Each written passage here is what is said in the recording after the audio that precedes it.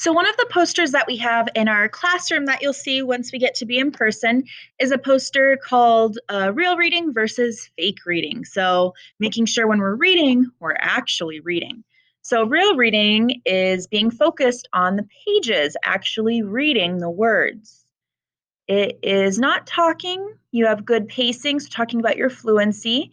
You don't want to put it down. You're asking questions. You're visualizing, meaning you have mental pictures of what's happening. You're making predictions. You're confirming or revising predictions. You're totally mesmerized. You're hooked into it. And you can put yourself in the character's shoes because you're so focused on what you're reading, as opposed to fake reading, which is not actually reading the pages. You're kind of just flipping through the pages, only looking at the pictures. You read an entire chapter book in 5 minutes. So, didn't actually read it.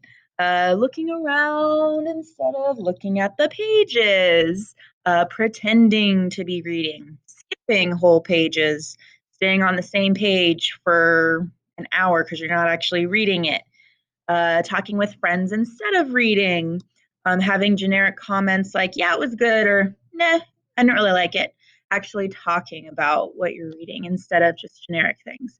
So making sure when we're either in class or at home, we're focused on really reading whatever it is that we're reading, and not looking around, not actually reading the words, just flipping through, making sure we're actually reading. Because remember, there is no trick to reading. You just read more and more, just like you would practice for sports or a musical instrument. And the more you do it, the better you get at it.